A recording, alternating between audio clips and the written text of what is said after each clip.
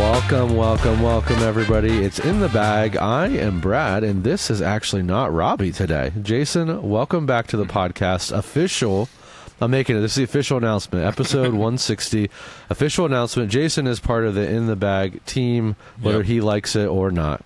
This is true. I'm proud to be. First guest ever.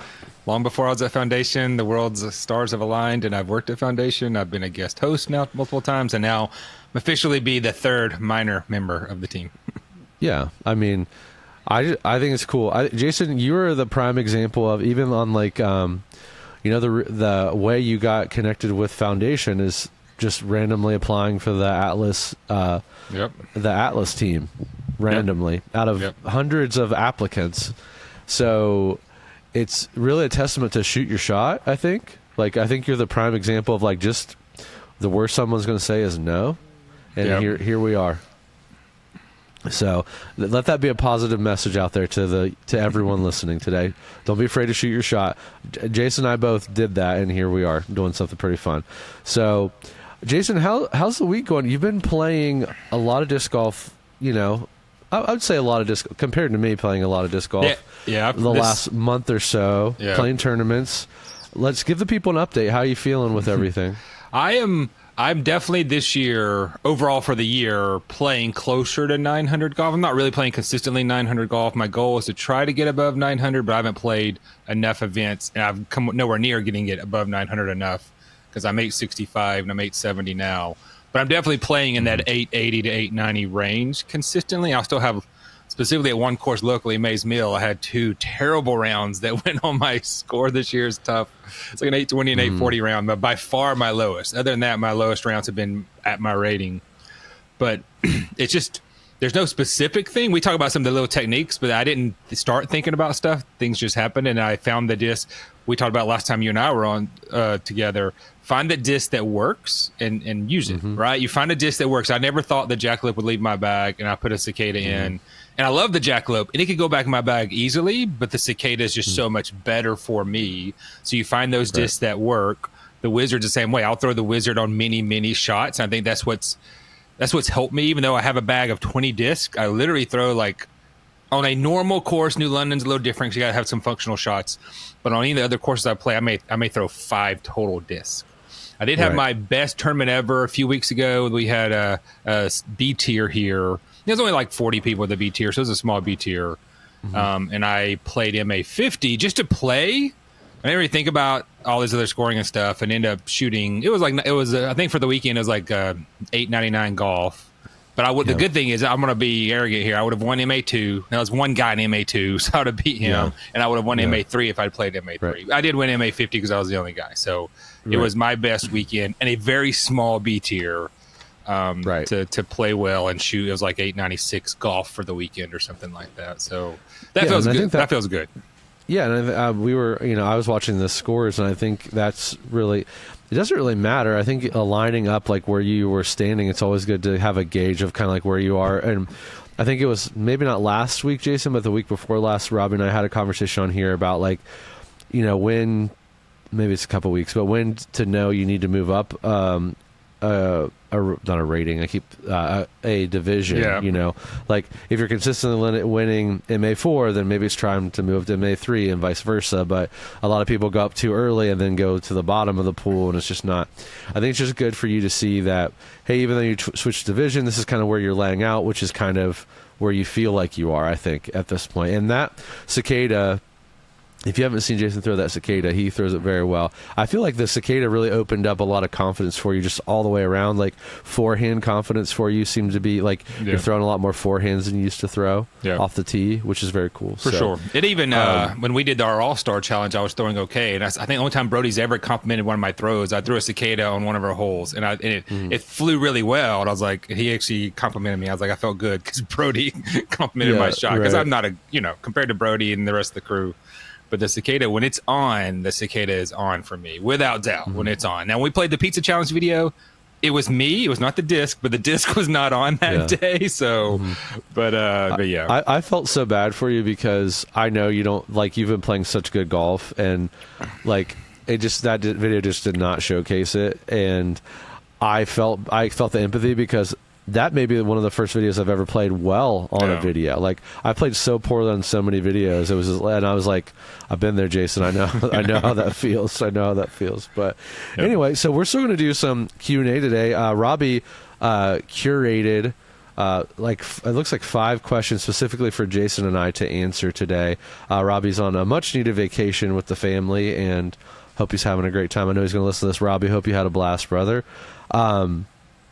One thing I will say, for those of you, make sure you hang around at the end if you don't usually hang around for like the what's new in the warehouse portion, because we're going to announce like kind of how to do the giveaway and what we're going to look for the giveaway. I know we kind of teased that for our 2,000 subscriber giveaway. So with all that being said, let's jump in, Jason. So our first question here comes from Lucas. Lucas said, I just started playing around 2 months ago. I throw predominantly forehand. I can throw about 150 to 180 feet right-hand forehand, and probably close to 100 feet right-hand backhand. My question is, how do you know when I should move up throwing faster discs?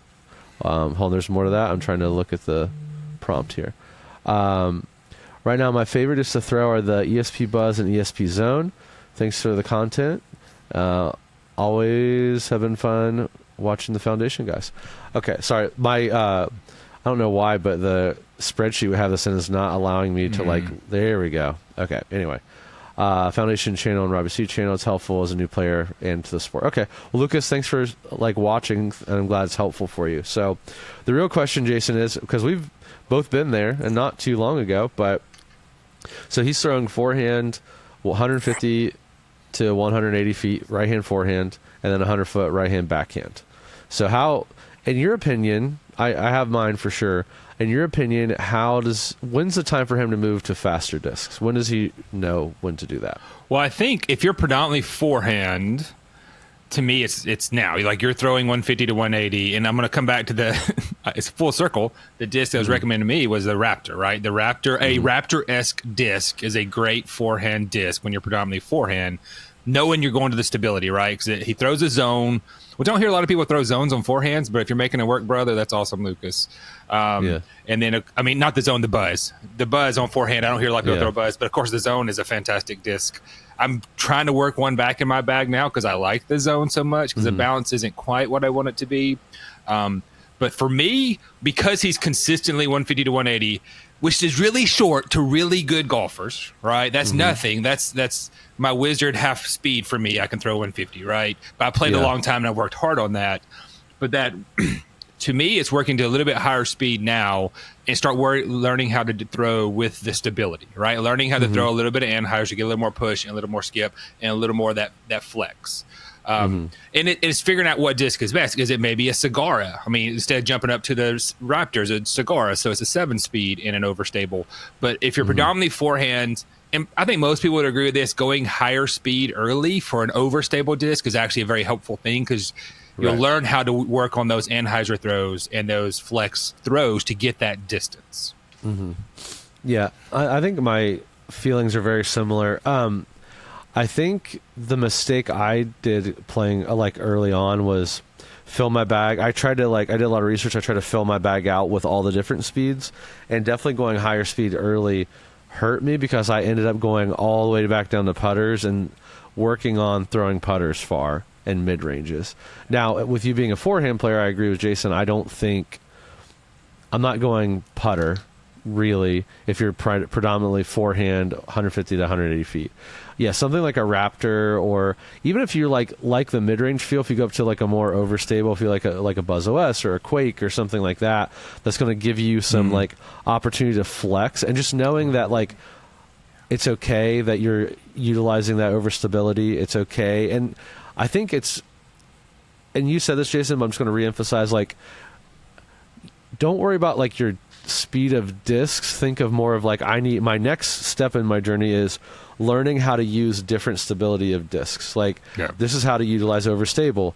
And you mentioned it. There's ground play involved. There's flexing involved. There's anhyzer on backhand. There's anhyzer on forehand.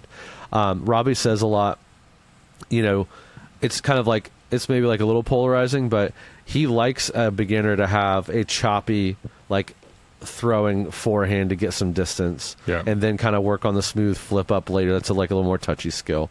So I think I wouldn't go too fast. Like, don't go grab a 13 speed. Like, I don't think we're there yet. But yeah, I think safely going up to fairways is, again, because now you're experimenting. I know I said don't worry about throwing putters, but I would also get like a proxy or get a compass a pure, or find like a neutral putter and start trying to throw it on backhand more. Try to smooth it, because if you get a smooth backhand release on a putter, you're still going to throw farther than 100 feet. And it's also, or an inner core is probably a great example. I'd recommend doing something like that to start working on your backhand. Work on getting distance with a putter, and just a neutral putter that's going to like input equals output. And then you can also experiment with overstable putters. Can you flex it on backhand with a putter? Can you forehand a putter for little touchy up shots that you need versus your zone? Because, I mean, I would experiment more on stability in those kind of areas and worry less about the speed of disc. Because at the end of the day, I throw a 7-speed almost. I mean, if I had 10 shots with an FD and 10 shots with my Grace, let me change that. 10 shots with an E-Duke, 10 shots with a Grace, which E-Duke is a 7-speed, Grace is an 11-speed. I'm going to probably throw my FD further 6 or 7 times out of against the 10 shots of the Grace. So it's about matching arm speed. So I wouldn't really worry about jumping up too high. Maybe stay below that 9-speed mark. Experiment a little bit. Like Jay said, Raptor's a good one. You have Thunderbird, Firebird, Vultures. You have stuff that's not as overstable. You have stuff that's more overstable, like a Captain's Raptor. So like, there's a lot of options there. I think just rein it in. Maybe like don't go too fast. Yeah. Don't go too fast. Don't go too furious. So just kind of keep it reined in. I like the Buzz because again, it's a neutral to stable mid-range. Zone is obviously overstable, so maybe work on both sides too. Work on overstable, and then don't be afraid to grab neutral to understable putters and try to start throwing those as well. And don't be afraid to throw an understable fairway driver on forehand. That is the way that I started working on my forehand and got distance. Was I had a Hyzer release on forehand, and I got a disc that would easily flip up and push. And that's another like alternate side of the way to get distance too. Find like a flippy 7, like you can throw a Passion or Cicada, something that's like naturally a little flippy on forehand if you have a Hyzer release forehand, and that can flip up and push and give you some more distance too. So let's not just jump. Yes, go ahead and experiment, but I would stay below 9 speed is my summary of that. Yeah. So thank you, Lucas, for that question. Hope it works out well for you, and feel free to comment again, like leave another question as a follow-up. We always like to see that too. Okay. Drew C, really hoping this could be a fun one for y'all. Okay. From your first instinct, can you build me a bag? First. Okay. All right. I throw 325 feet backhand, 250 feet forehand. Only disc I'm sold on is my putting putter, KC AVR, my Toro, and my Trail. It'd be helpful to hear your thoughts on discs that feel each slot as I try to rebuild my bag. Okay, sweet. So this person throws like us, Jason. So yes. we can definitely building my bag, basically. Yeah, so. Yeah. Well, Jason and I are just going to tell you what's in our bag, and hopefully you like it. Okay. So he likes the KC. Let's just you want to start from the bottom and go up, Jason? Yeah. So putting putters are great. Toro is going to be his zone equivalent, so we have that kind of covered. So I always like to make sure someone has like a neutral putter that they can like work understable and like turn over if they need to, and then kind of more of like an overstable putter. Yeah. So what do you think for the understable option? The understable throwing putter, the two easy ones for me are pure or proxy. Like either of those are straight to flip. Especially if he can throw that far, then I mean his skill level is similar to ours, and for sure you can throw those. You can also have those on Hyzer, throw dead flat with those. So the straight to understable putters. I mean, I throw a Wizard, but that's an easy one. So I would to not recommend that. The pure or proxy are two ones I know are good, and a stable one.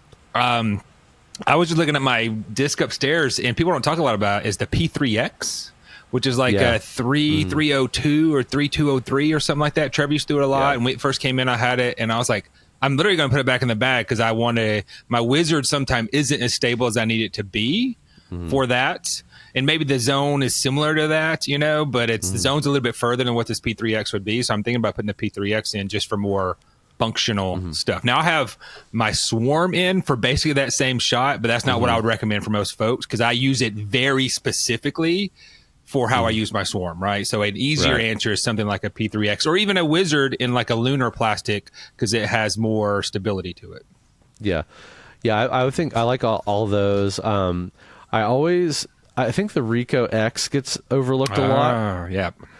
Very good. Yep. Like Envy. I love the Envy, so I'm always going to recommend an Envy, but I think I don't want to get like too Envy focused here. But another good option is the Rico X, which is a great like overstable. It's like similar to an Envy in my mind. And then overstable. I'm trying to think of something from like Trilogy. I mean, EMAC Judge, I know people like, it's not super overstable, but it's overstable enough that it's pretty workable. So that's another option for you as well. Oh my gosh, I'm going to draw a blank. The MVP overstable throwing putter. It's not the Ohm, right? Ohm straight. Overstable throwing putter? Yeah. I don't know their lower. I don't know the anode. I honestly don't know if it's the anode or atom. I'm so bad. I don't know their putters, that 2 and 3 speeds. Yeah. So in my mind, MVP, it's really Axiom that has the putters that I care about. Yeah. So I'm always like Envy. But yeah, I think Envy is a good option for the overstable. So there's kind of like the putters. I think like that's fine for those. Again, the Toro is going to be your approach disc. Mid-ranges. I'd like to give him 3 mid-ranges, like understable, neutral, and then overstable. Yeah. So I think I'm going to guess. So overstable wise, my recommendation is always the Quake. Yeah, I'll just put a Quake in the bag, and I'm liking it, so I would agree with that. Or Bobcat. Like I have both. Only reason I have both, they're very similar, is my Bobcat is base plastic, and I'm kind of hoping to beat it in to be between my Quake and like my Hex spot. So, or my Nebula, I'm sorry. Oh, Nebula, but it's not as overstable as I want it to be. Neutral, I love the Hex here. Jason is anti-Hex now. So tell the people what you think. I'm not anti-Hex necessarily, but to me, depending on a neutron Hex can be neutral to slightly stable. Not Quake overstable, but definitely has some stability, and I throw the Hex for its stability. Right. But I've never found, and I have a Heck Yeah one in the bag, and I've had it for months, and it should have been out a long time ago, because I just can't get the neutron Hex to work for me. Now, the Fission Hex, all day long, right? Love the Fission Hex. I just don't have a pink one, right? That's why I don't have a Hex. If I can get a Fission pink Hex that I like, it will go in the bag right away. So the Hex is an easy one. But another, I think you mentioned earlier, another easy one that's neutral that gets talked about here and there. The Origin is a straight to understable, so it's easily to toss that one out. But the Compass and the Claymore, the Claymore is the 0-1, but it's not beefy. The traditional plastics are very straight. Their glow ones are a little stable, but nothing major. Right. And then I like MD3. I think that somehow I always overlook them. Yeah. If I didn't throw the Hex, I'd probably throw the MD3, if I'm being honest. Again, if you get a C-line one, it's going to start off like a little fade, kind of like the Compass, right? But both the Compass and MD3, in my experience, like new, they push straight, but they have that like long fade. You know what I mean? Like they're going to fade gradually, versus something like a Balance that's going to like kind of start fading pretty quickly. Yeah. I like the MD3. Mustang is on the fence for me a little bit. Because depending on which Mustang you get, it can be a little overstable. Yeah, but that's a fun disc to throw as well. Buzz SS. Yeah, I'll say the Buzz SS also. Yeah, I've only thrown it a couple of times, but I just don't have a need for it because I have other discs that do the same thing. But watching Connor throw it all day long in his Ace Challenge, I'm like, that disc is amazing. And it's the disc of the year for us so far at Foundation is the Buzz SS, but it is a slept-on disc that really is amazing. Yeah. Yeah, and then understable, we both kind of said, I think Origin's always going to be my recommendation for that slot. Or Origin or Lobster, one of the two. Yep. And really, I kind of like the Origin I don't know. I go back and forth, to be honest with you. Yeah, I'm the same way. I don't have a lobster in the bag now, but I could easily do it.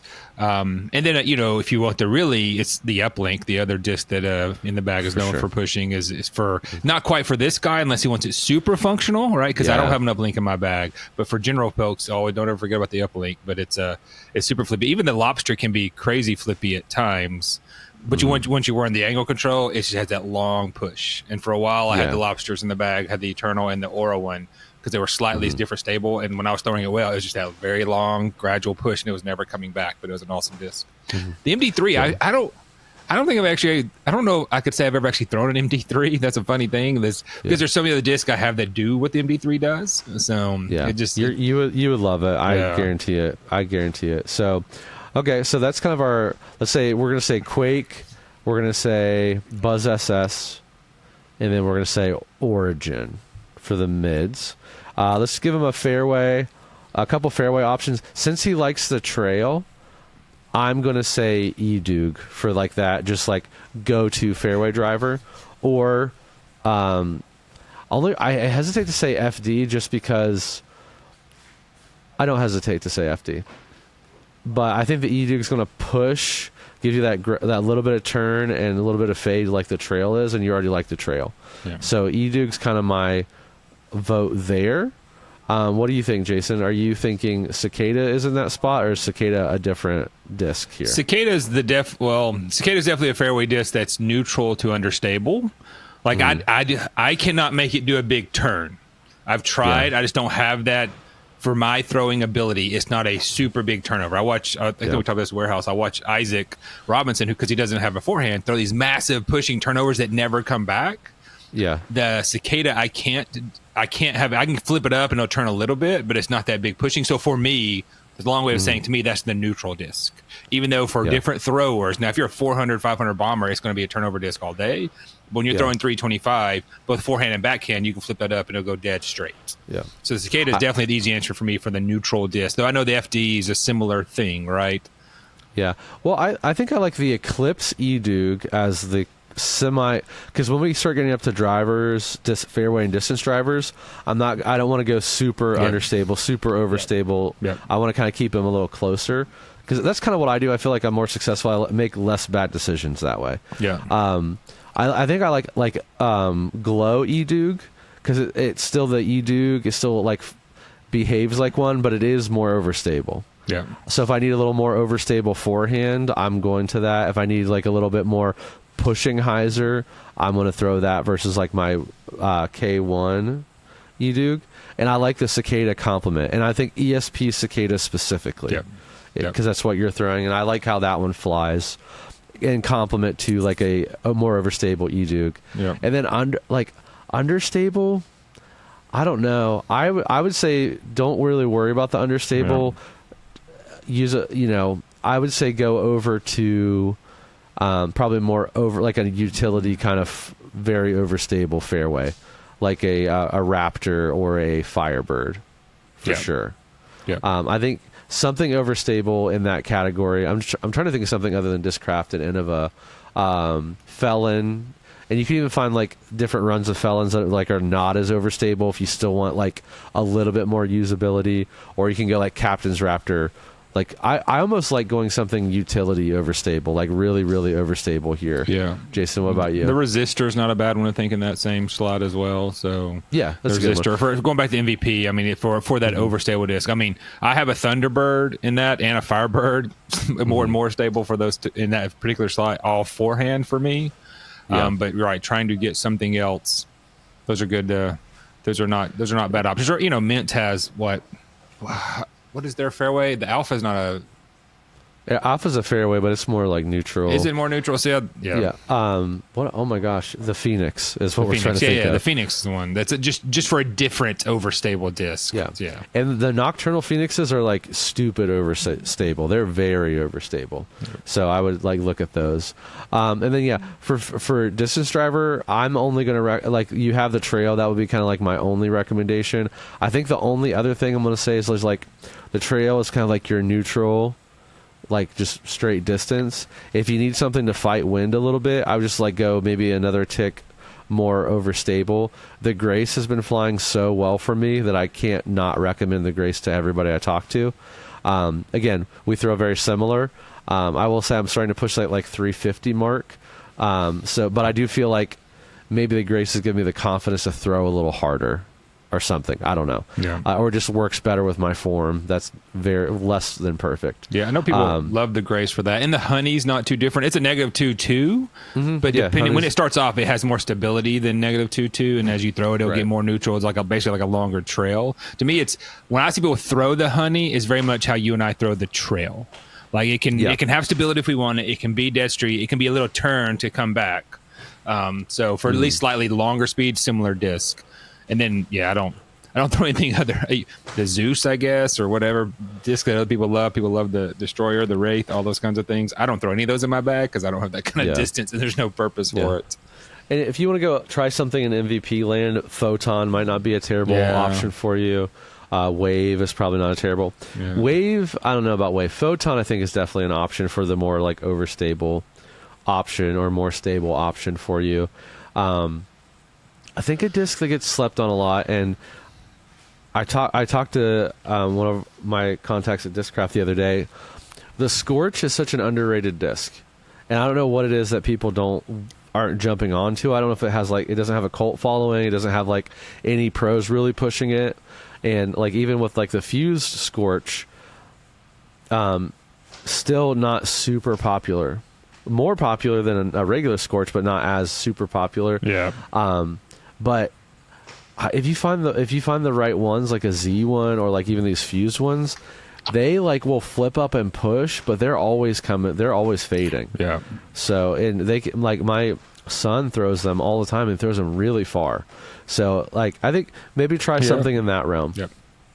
So Drew, that was a very long answer, but we gave you a lot of options. We didn't just build your bag, but we gave you a ton of options. So hopefully that helps you, narrows down your search even a little bit. So now we have Jay Wilson, Buckwood and Jason. This one's a little bit longer of a read. I'm a 801 rated player, and I need a disc combo recommendation. Okay. Current max distance is about 300 to 310. I have 4 to 5 discs and new plastic that I bag at this point for neutral, understable fairway slots, 6 to 8 speed. And I haven't found a good combo yet. Love the hand feel and flight of these discs. Discraft Cicada, Crystal Sparkle, Discraft Zombie, Z Plastic, Crave Proton, Rhythm Neutron, and Clash Soda. And that is in Steady Ring. Yeah. Any combo recommendation for disc replacements? Also, I do bag the Discraft Athena for an overstable portion of my fairways, and then I can get it about 280 max. Okay. So recapping, we have a Cicada. Let's try to put these in like order. So his question is asking for a combo. What do you mean? What do you think he means by asking for combos? What is the bottom line he's asking us? I think what he's like kind of stuck in this neutral, understable. Okay. Land. Yeah, because those are all discs that I've thrown in the same slot. Every one of those. Okay. Yeah.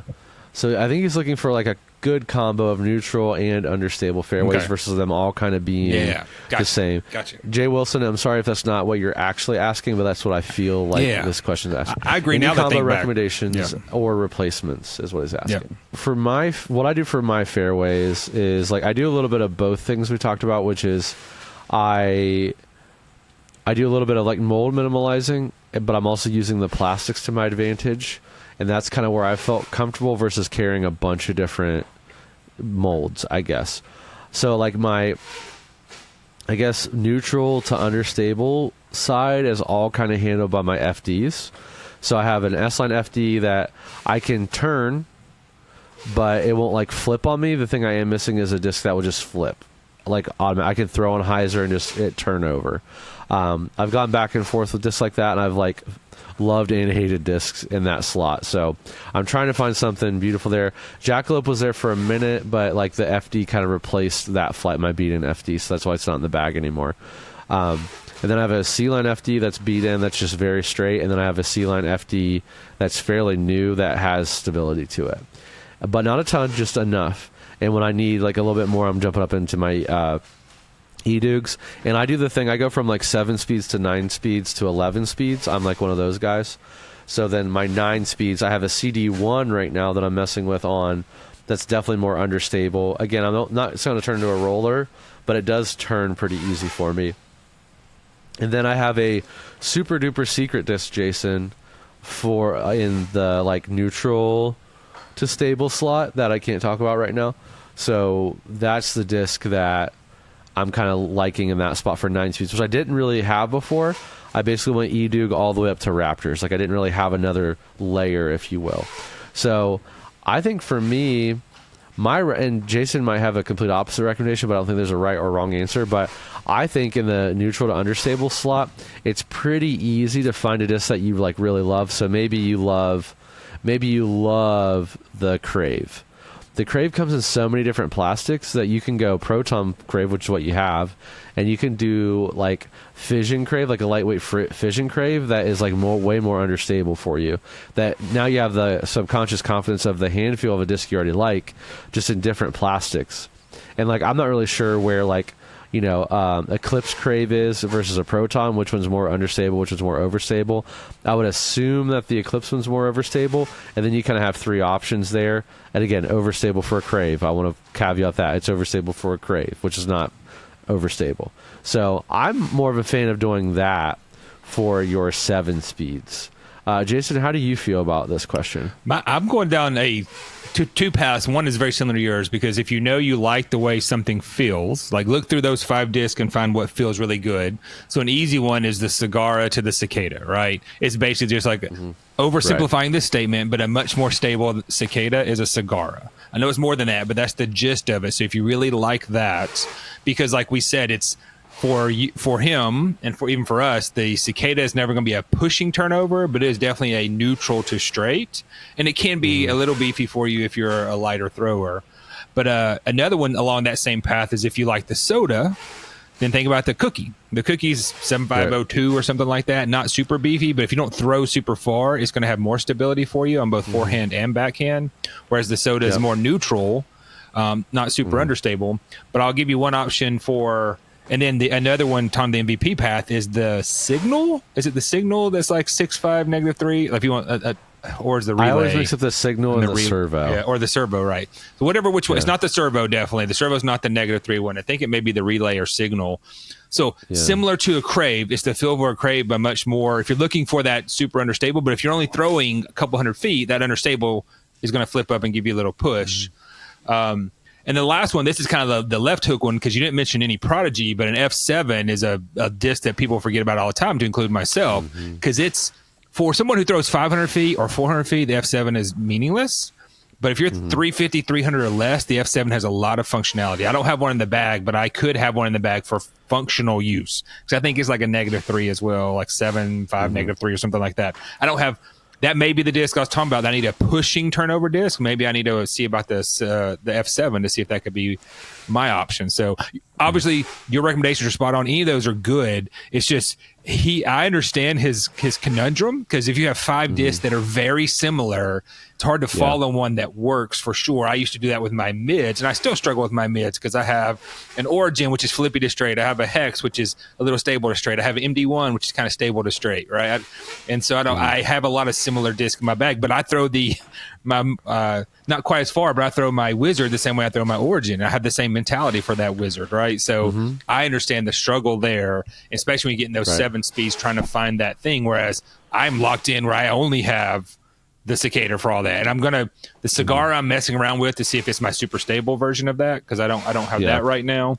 But yeah, I think everything we gave good recommendations for some chances for options for what he would like to try out and figure out what works. But he's definitely got our biggest recommendation is, like, of those 5 discs, get rid of at least 3 of them. Find the ones that work, find that combo that works, and get rid of the 3, because they're going to, we use this term often on the retail side. If we have too many options, it's buyer confusion, but it's also it's thrower confusion. If you have 4 discs that do the same thing, and sometimes we all rely on our gut, but that's why I may have 2 discs that do the same thing. Like one day it's like I literally have 2 Cicadas that are the exact same foundation to Cicada. One's a little more stable than the other, Right. but sometimes the other one's working better, right? I have them in, and also in case I lose one, I always have that extra cicada. But if you have 4 that do similar things, it is easily to like, okay, which one's working today? Well, now you don't have confidence in the disc and you're relying on 4 different discs to help you out, as opposed to getting that disc, finding the disc that works for what you needed to do. Yeah, exactly. And I think if I'm helping you eliminate, I love the Cicada Sagara, because you even have like Cicada in Z Plastic. You have it right now in Crystal Sparkle Z, and you have ESP, which is going to be a little more flippy. And then that ESP, it'll take a minute to beat in, but once it does, it'll start turning a little bit more for you. And then Sagara on the other side.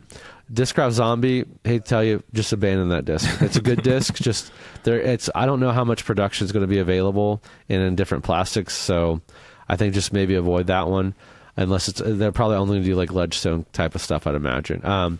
Crave is another good, like there's plenty of plastics, plenty of runs for that one. Yeah. Rhythm, there's only a few options, so I don't know. I think just maybe abandon the Rhythm, although it's a great disc, abandon it. And then Clash Soda, again, only a couple plastics available. Expensive, availability is questionable. Yep. I think the Cicada or Crave are probably, and it's just going to take, you're asking what's the good combo because you're confused on like which one do you like. I think you just got to commit. You just got to commit to one and probably do some minimalizing in that area. Yep. So, all right, this one is from Kelly. I'm a beginner. I'm just wondering what would be some good starting disc. Practice tips to start out. Thank you, and you guys rule. All right. I love this stage of disc golf. Sometimes I wish I could go back and redo it, but we are here. This is why I like teaching kids like to play disc golf and new people to play. It's just so fun because it's just like, oh, there's all this like fun to be had, and you haven't been hurt yet by disc golf. So I think let's hear from you, Jason. If you have someone new, you're teaching someone about disc golf. Yep. What discs are you handing them? Let's pick 3. Okay, if it's 3. Okay, so say like let's do this. We're sitting in the store, working the store shift, because I've done this very thing multiple times, right? As have you. Yep. When people come in, now for the record, when people come in, we actually try to push them to the used section. Like we're not pushing them to the $25 disc. I want them to buy that $5 disc so they find out what they want and like, and try a few different, and then come back and ideally move on up. But for me, it's I usually do 2 discs when I talk to people, but we'll definitely do 3. And it may be slightly controversial, but if I'm doing 3 disc, I'm doing a putting putter that you only putt with. I'm doing a throwing putter, and then I'm doing a mid-range, right? That's all I'm doing. And I usually do just 2. I tell folks, hey, you can actually go with 1 disc or 2, and that way you're kind of throwing one longer, a mid, and then like a putter that you putt and throw with. So for me, the putting putter, like we all agree, most people agree that in general, most putters are fine. You just got to find the hand feel. So when I talk to folks in the store, always like, how does this just feel? Honestly, have you thrown a disc? It's got a bead. It doesn't have a bead. It's more rounded. It's kind of like, I used to love the Blue Bonnet because it kind of had that flat side on there that I loved. That's not what I have now, but at that time when I was throwing the Blue Bonnet, I love it. So it's very much a hand feel thing for beginners. And then when it comes to the throwing putter, I definitely try to get base plastic. We've already mentioned the Proxy earlier today. The Wizard and their softer plastic isn't as stable, so it's not a bad one. We've mentioned the Pure for sure. The PA5, right? Depending on if they're brand new, it's super unstable for us, but that may be great. Elizabeth and I played a couple months ago, and she was throwing the Conman Shaman all day. Shaman's another one, right? Because find one that you like the way the plastic feels. So I'll go with the Shaman or the PA5, similar disc and similar flights for how we would throw it. Then when I'm talking to them in store, I'm like, just find the plastic that kind of feels good. I kind of push towards base so it beats in and goes from there. Yeah. And the mid-range, I'm going to come back to, I don't want to beat the bush of ones we've already talked about, but I'm going to say the Compass is one that I always come to the Origin, but we talk about the Origin all the time, right, in the back. So Origin is a great one. Base plastic, all that, it's a great one because in the Neo, it's going to be a little stable for a beginner, but it's going to beat in quick. That base plastic is going to be really straight, and then it's going to beat in to become really good for what you want. For a brand new beginner, a base plastic Origin is fantastic. So that's always an easy one, but I'm going to come back to one that people don't talk a ton about, but we mentioned it, is the Compass, or even a Truth, right? Not the EMAC Truth, but a Truth. I think a Truth is an all-time great disc that people don't talk enough about. even though it's like an all-time classic disc. Like I feel like that gets overlooked because we have so many good options, and you can find truths in used bins all the time because they've been around for so long. So I'm going to say, to summarize mine, I'm going to go, the putter I'm going to say is going to, the putter I'm going to say is going to actually be a Challenger SS. Great putter. If you can find, but a Challenger SS is a good putter for sure. Chris Dickerson loves that thing. The throwing putter, we mentioned Proxy, but I'm going to come back to it. I'm just going to PA5 because it's for a brand new beginner. A PA5 is a great disc. And then for the third one, I guess I'm gonna stick with Truth because we talk about Origin so much. Another disc I'd like to push that people is great. And then if you love the Truth, get the EMAC Truth to get a little more stable, but it's not beefy. Like it's a great disc. So those are my three. I think for me, I'm with you on the putter, the throwing putter. Excuse me 1 second. I was trying to mute that. Sorry, headphone guys. Anyway, putter, it's just a hand feel thing. So whatever you got that feels good, feel a couple putters is also a good time to introduce them to beaded and non-beaded. Jason, practice tips because I can't talk right now. Yeah, filling while Brad coughs up his lungs right now and grabs some water or something. So when we're talking about the putter, it's very much the beaded versus not beaded. And for those, if you're a brand new person on the rim, I don't have a disc with me at all because I'm down in my game room, but there's like a little bitty extra plastic rim stick up thing that's called, I say stick up thing, it kind of sticks out from the bottom of the disc where your finger fits. And in the world of disc golf, there's beaded and non-beaded, right? And people are either, I don't say people, hardcore golfers are either beaded or non-beaded, right? It's a polarizing thing for some folks. When I used to putt, I very much putted from the front of the rim, so the bead didn't matter to me.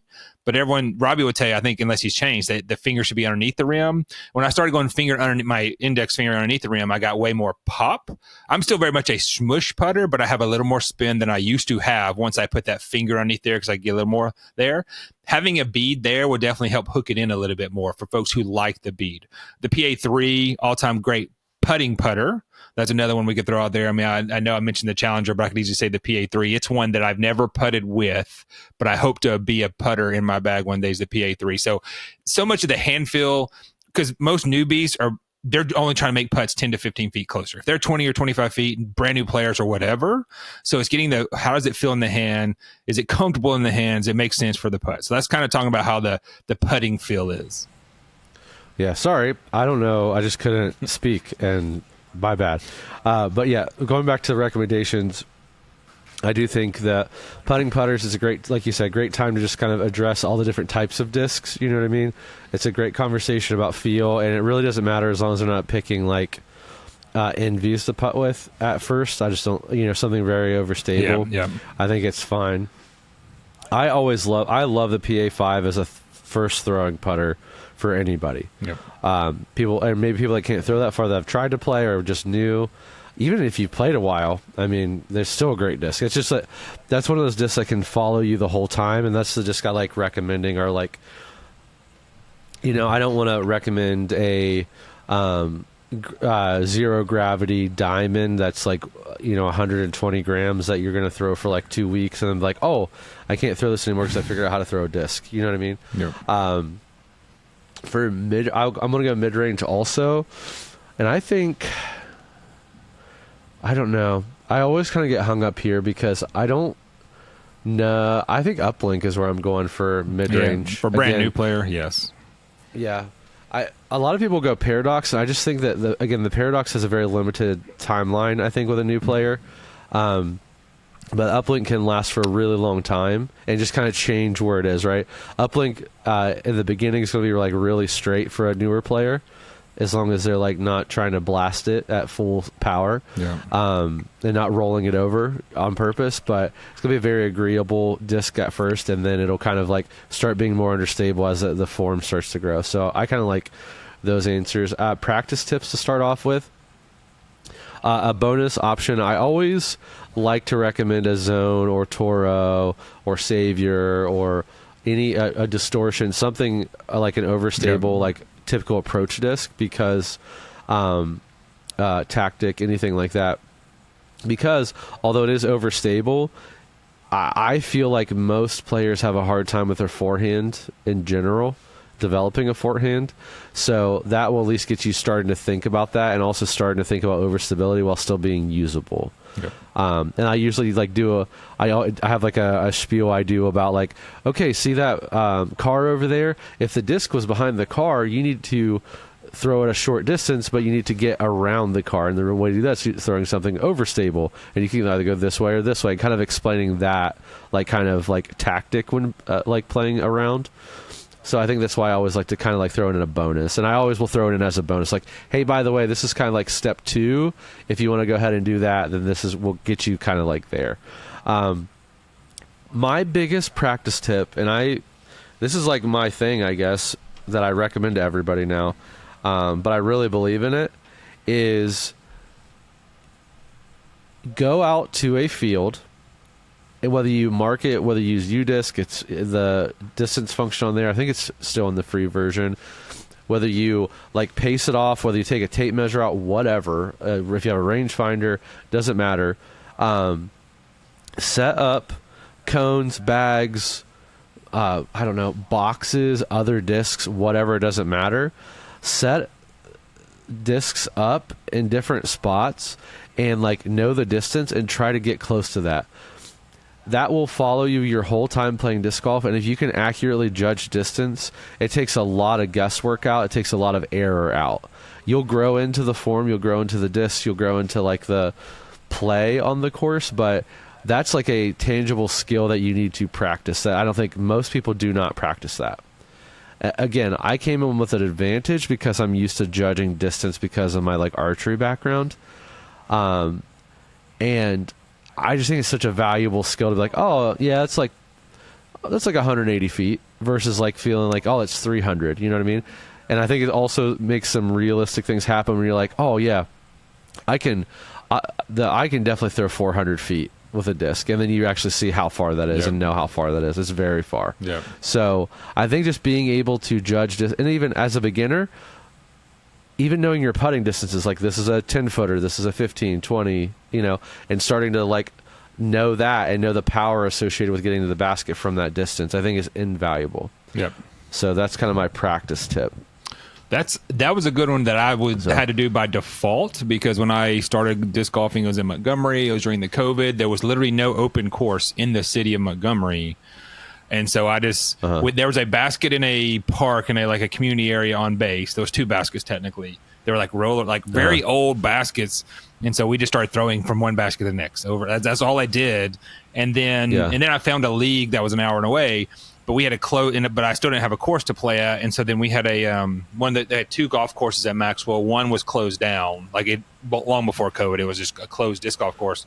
And not disc golf course, ball golf course. And I literally lived 3 minutes from the clubhouse, right? So, so I would walk from my house to the course and just throw. And that's my biggest tip, is just throw.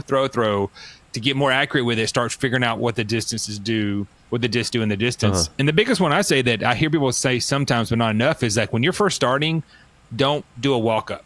Just do a standstill. Right. Because you're gonna you're not, unless you're naturally talented. If you are fantastic, then start walking up right away. But learn to just throw standing still. Just stand there and throw. And just stand there and throw and stand there and throw. It's the repetitions that's going to get there.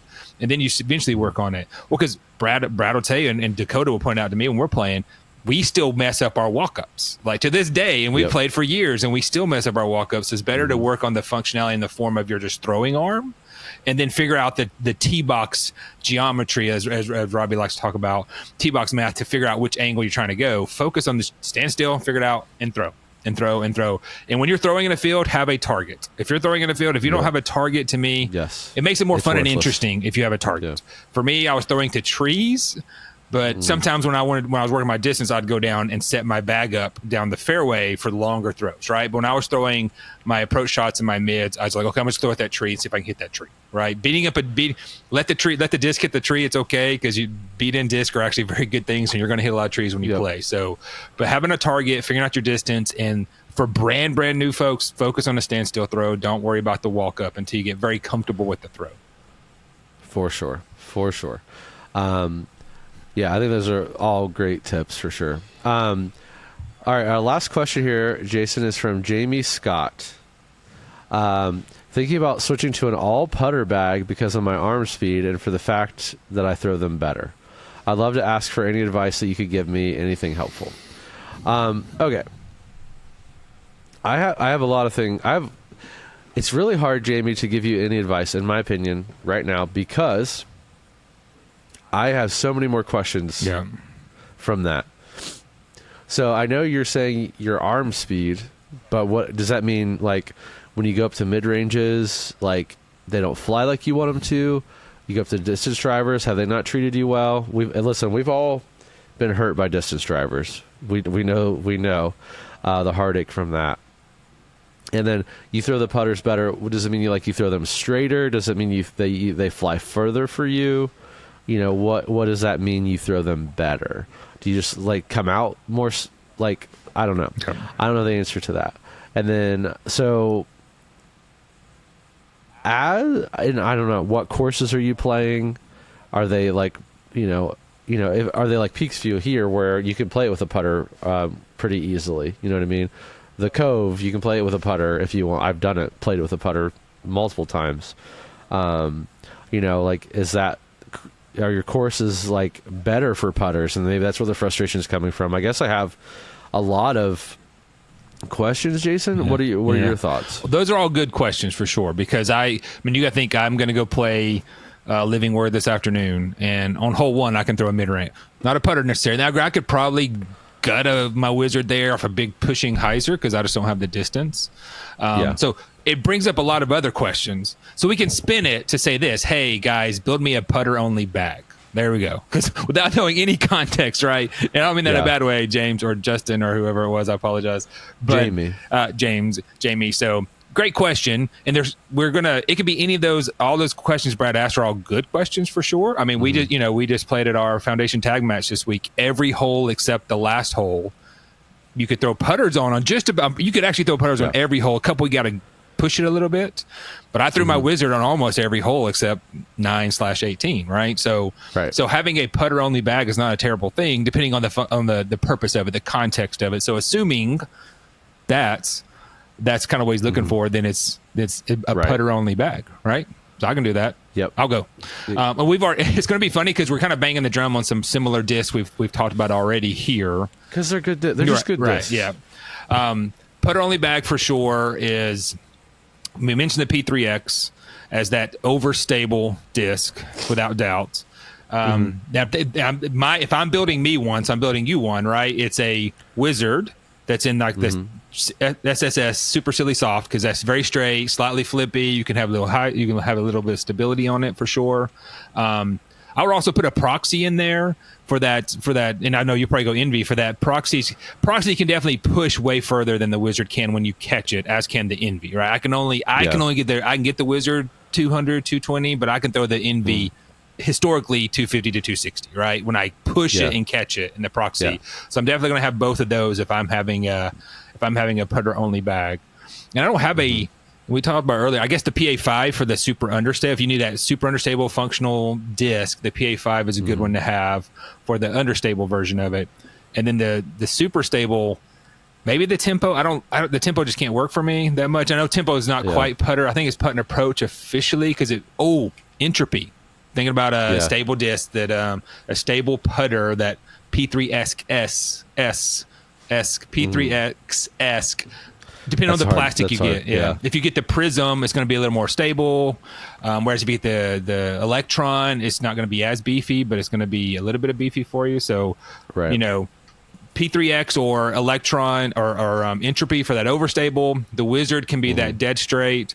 The Envy can be the longer overstable putter. The Proxy can be the longer straight to understable putter. The PA5 is that understable putter. That can go a long way as well. Yeah. Yeah, I don't know. I just, at the end of the day, unless you're doing it for a fun challenge for yourself or something, I don't love the all putter bag. Yeah. I think it's just going to really limit you to what you can do. A putter is only going to, and I don't know how far you even throw. Putters are only going to be so overstable, and they're only going to do so many things.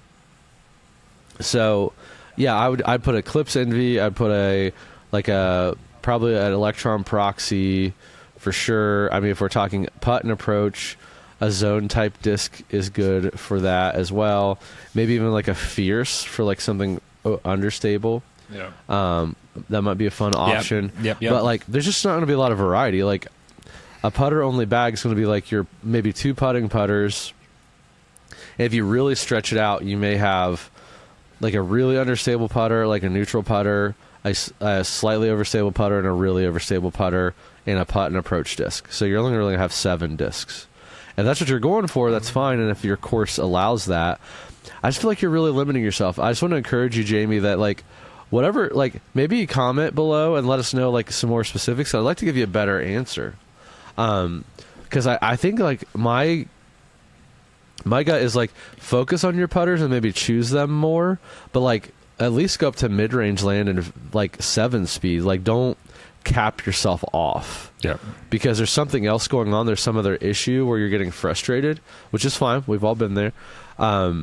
So I'd love to hear like the specifics on like why you want to move to an all putter bag, how far you throw, what kind of courses are you playing, and like what does it mean it matches your arm speed, and like how far are you throwing? Because like there's probably options for you. There's probably a couple things you can just switch, and you now have like maybe you only go up to 7 speeds, and that's fine. You can have plenty of fun with that. Yeah.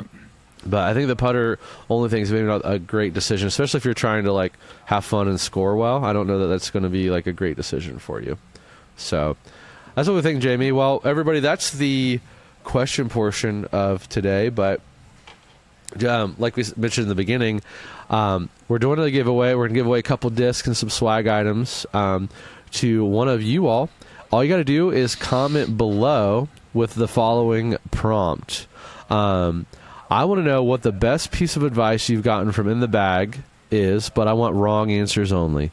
Wrong answers only meaning like something that's obviously not true. Yep. That we've said, that we've not said, or maybe the opposite of what we believe. So just kind of a fun thing. Jason, on the spot here kind of, I want to ask you, what's the best piece you think you've gotten from In the Bag, or being on In the Bag, or being a guest host of In the Bag, and wrong answers only?